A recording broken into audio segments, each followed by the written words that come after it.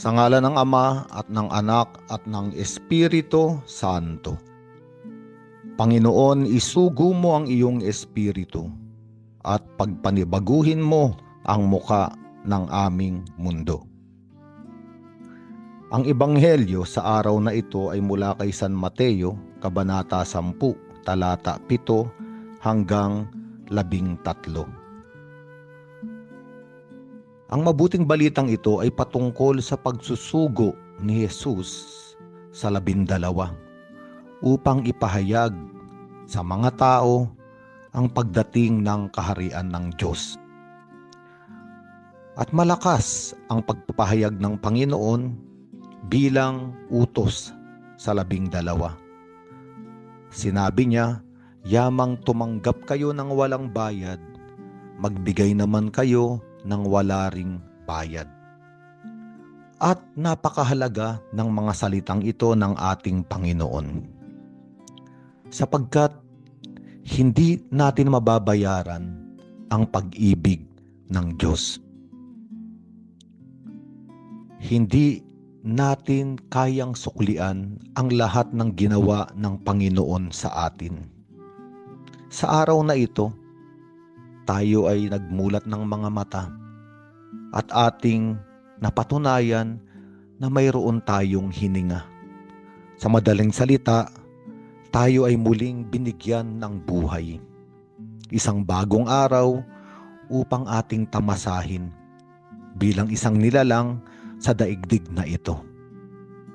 Ang buhay na pinagkakaloob ng Diyos sa atin ay hindi kayang bayaran ng kahit anumang bagay sa daigdig. At bakit ba tayo pinagkakalooban ng Diyos ng buhay? Sapagkat siya ay Diyos ng pag-ibig. At nais niya na ang kanyang mga iniibig ay magkaroon ng buhay. At hindi lamang buhay ng pag-iral, kung hindi buhay na may pag-ibig.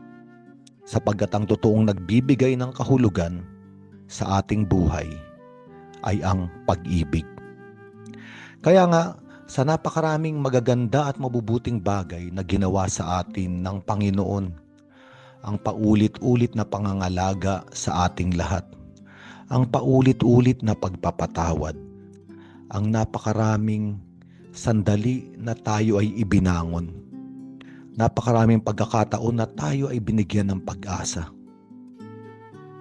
Ang lahat ng iyon ay hindi natin kayang bayaran. At hindi rin naman naghihintay ng kabayaran ng Diyos, sapagkat lahat ng iyon ay ginagawa niya sapagkat ang kalikasan niya ay magbigay. Ang kalikasan niya ay magbigay dahil sa pagmamahal.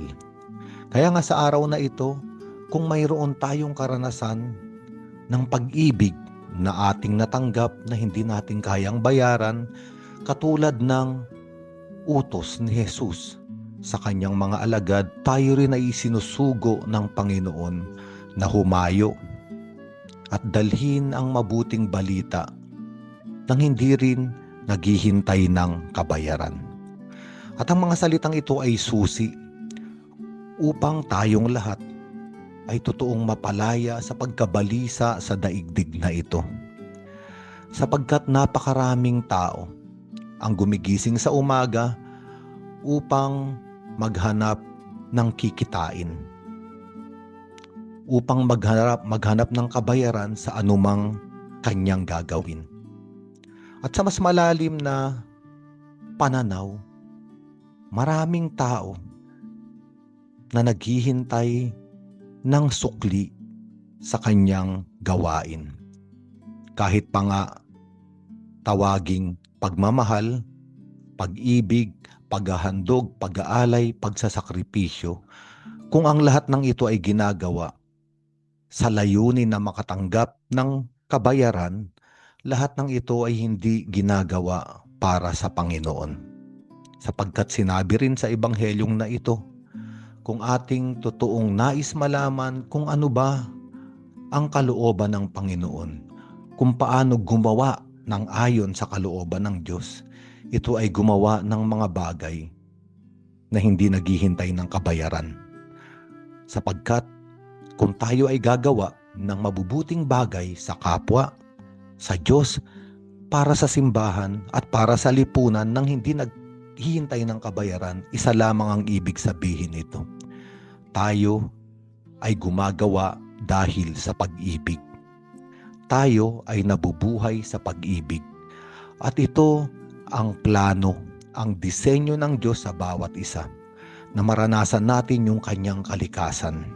Isang pag-iral na punong-puno ng pag-ibig, walang kondisyon na nagbibigay.